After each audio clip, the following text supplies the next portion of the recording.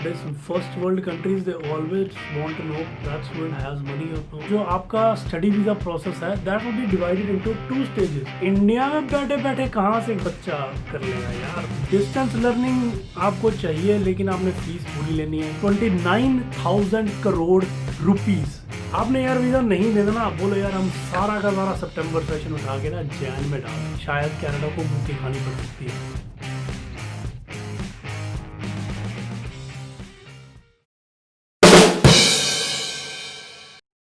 आइए दोस्तों, इस वीडियो में हम बात करेंगे उस नए रूल के बारे में जो कनाडा ने अभी अभी इम्प्लीमेंट किया है, और मुझे जहां तक लगता है कि इसका ज़्यादा बेनिफिट है जो बच्चे इंटरेस्टेड हैं स्टडी करने में. लेकिन मुझे ये भी लगता है कि कहीं ना कहीं इस रूल की वजह से शायद कनाडा को मुंह की खानी पड़ सकती है.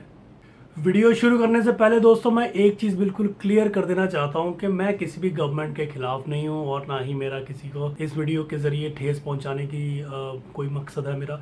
लेकिन मुझे कहीं ना कहीं लगता है कि ये वीडियो बनाना ज़रूरी था इस वजह से क्योंकि बहुत लोग कंफ्यूज हैं कि हो क्या रहा है, ये किस तरह से हम अब कनाडा जा सकते हैं, जा भी सकते हैं या नहीं जा सकते हैं. इस बात का तो कोई आंसर ही नहीं है कि कनाडा जाने के लिए लोग यहाँ पर कितने तरस रहे हैं, कितना मरते हैं यहाँ पर जाने का. लेकिन जाना इतना आसान नहीं होता. आपको पता है कि हर एक चीज़ देखनी पड़ती है, ट्यूशन फीस देखनी पड़ती है, GIC देखना पड़ता है. तो हम देखते हैं कि हम क्या कंट्रीब्यूट करते हैं और वो हमें क्या देते हैं. तो सबसे पहले बात करते हैं 2018 में कैनेडियन गवर्नमेंट ने इंडियन स्टूडेंट्स को 1,72,600 वीज़ा दिए थे और 2019 में ये फिगर बढ़ के 2,18,280 वीज़ाज का हो गया था. ठीक है, अब very generous of Canadian government कि उन्होंने भाई हम हमारे बच्चों को वीज़ाज दिए. अब हमारे बच्चों ने क्या दिया ज़रा वो भी देख लेते हैं. इन 1 ईयर फीस कैनेडियन गवर्नमेंट को 2019 में इंडियन स्टूडेंट्स ने $3.05 बिलियन दिए और कैनेडियन गवर्नमेंट को GIC में एक साल में 2019 में इंडियन स्टूडेंट्स ने $2.23 बिलियन दिए. अब अगर इसको आप टोटल करो तो आपका टोटल बनता है 5.28 बिलियन कैनेडियन डॉलर्स. आप इसको इंडियन रुपीस में कन्वर्ट कर लो तो ये आपका बनता है 29,000 करोड़ रुपीस. रिसेंटली एक बहुत बड़ी न्यूज़ आई है कि इंडिया में गूगल जो है that is investing $10 billion US. चलो, तो हम बहुत खुश हो रहे हैं कि गूगल हमें 5 सालों में $10 बिलियन दे रहा है. हमारे बच्चे कनाडा को एक साल का $5.23 बिलियन दे रहे हैं, लेकिन हमें अप्रिशिएशन है ही नहीं. जाओ उस कंट्री को रहा है जिस कंट्री को शायद कदर तो है लेकिन they don't like people coming के हाँ यार वहाँ पर आके पेंडेमिक फैलाएंगे, ये करेंगे वो करेंगे. आई मीन टू से ये चीज़ें नहीं शोभा देती हैं जब आपकी कंट्री में इतना बड़ा इन्वेस्टमेंट किसी कंट्री का हो. You have to figure out a way कि वो बच्चा वहाँ पर जा सके. कैनेडियन गवर्नमेंट इस चीज़ को बोल रही है कि it is a huge help for international students who are planning to come to Canada.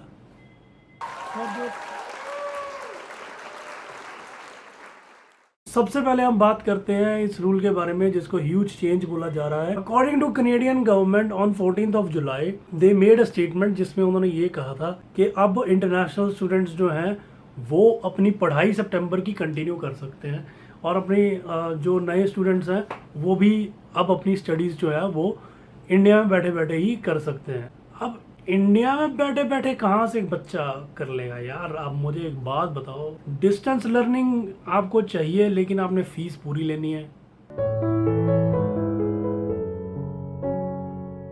चलिए करेंगे उसके बारे में बात, लेकिन पहले ये देख लेते हैं कि ये है क्या चीज़ जो अभी इन्होंने इंट्रोड्यूस कर दी है और बच्चों की जान को स्यापा पड़ गया है. तो सबसे पहले इन्होंने ये कहा है कि IRCC जो है वो प्रायोरिटाइज करेगा उन एप्लीकेशंस को जो कि स्टडी वीज़ा के लिए ऑलरेडी सबमिटेड है, कंप्लीट है या 15 सितंबर से पहले पहले ये एप्लीकेशंस जो है वो सबमिट हो जाएंगी.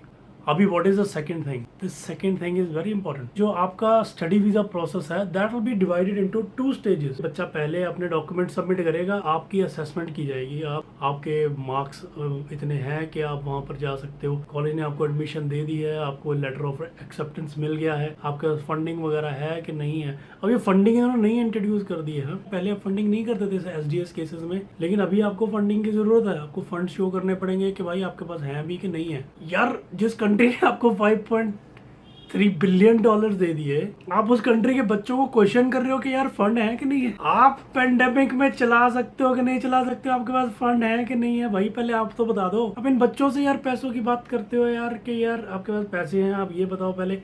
यार आपको नहीं पता कि इंडियन जब बाहर जाता है तो they don't cheat, they don't beg, they don't stay homeless, because they are the most hard working breed in the whole world.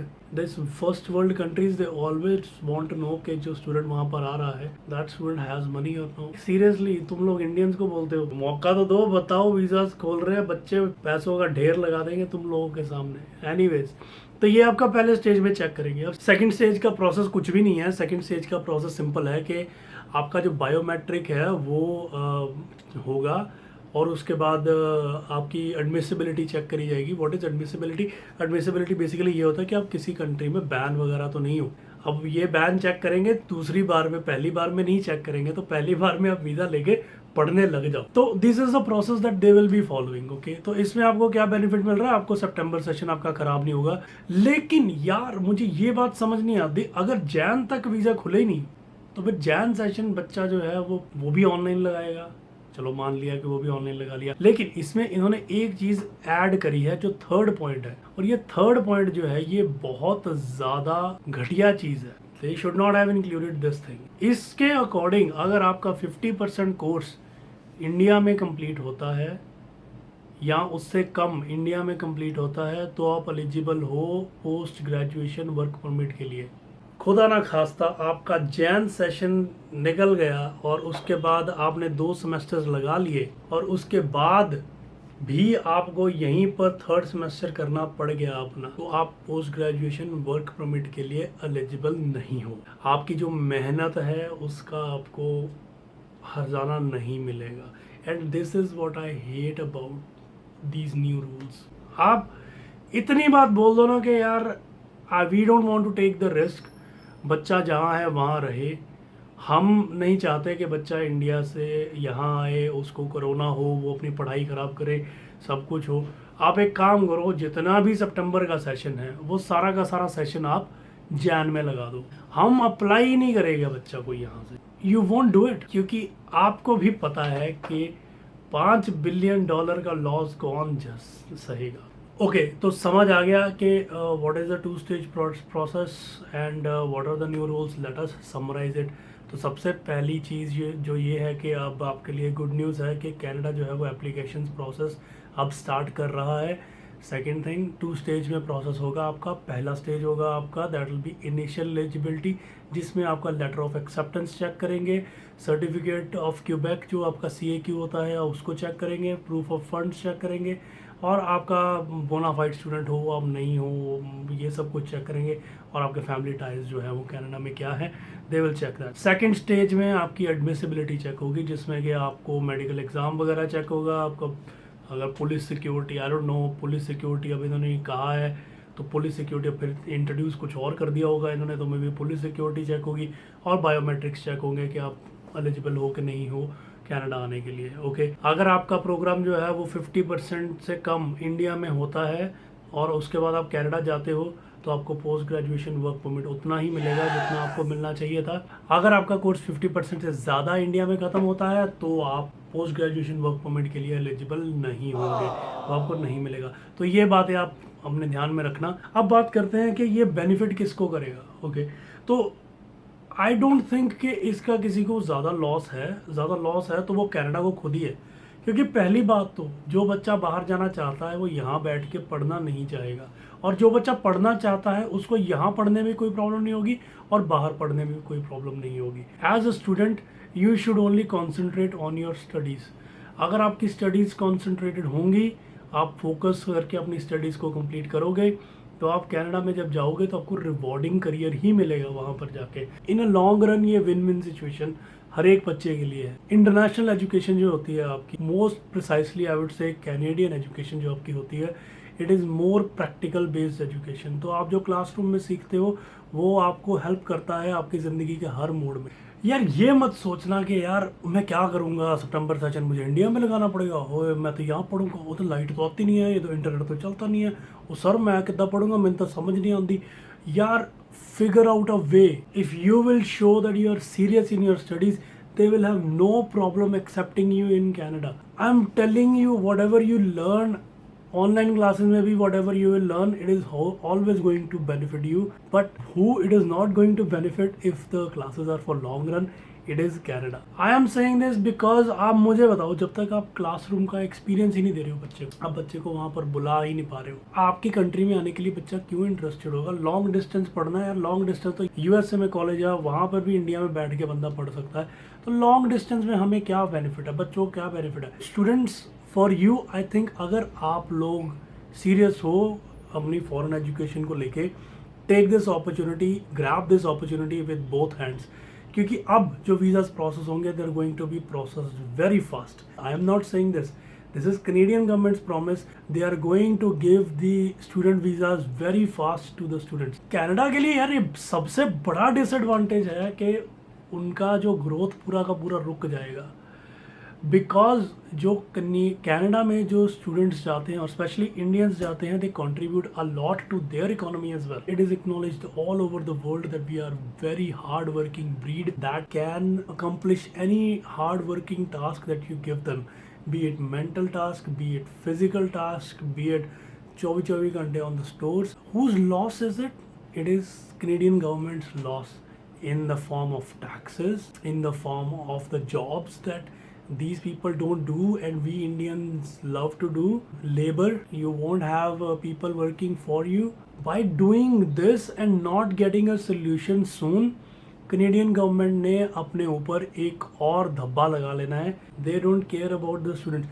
ये हेडलाइन में जो मर्जी बोलते रहे कि यार नहीं, we care about the students, देखो हम स्टूडेंट्स को हेल्प कर रहे हैं, वीज़ाज दे रहे हैं। यूके में कनाडा से ज़्यादा केसेस है। UK is the worst affected country than Canada, but UK recently opened their borders for students only. There is November session coming in Australia. Australian universities are planning for charter planes for students in November session. और ये दो countries हैं जो यार बड़ी खुश होकर बोल रही है कि यार हम कोई ना कोई फैसिलिटी निकालेंगे इंडियन स्टूडेंट्स को यहाँ पर लेकर आने के लिए, because they know the value. And for Canada I think they should understand the value. I hope इस वीडियो में मैंने आपको क्लियर कट बता दिया हो कि जो नया रूल है वो क्या है, आपको इससे घबराने की ज़रूरत है या नहीं है। Make up your mind, apply for Canada if you want to apply. Don't think about it कि यार कैनेडियन गवर्नमेंट हमें यहीं बिठाकर पढ़ाएगी तो मैं क्यों अप्लाई करूं। Get your visa, get your documents ready and be ready to study. Don't be ready to spoil your career.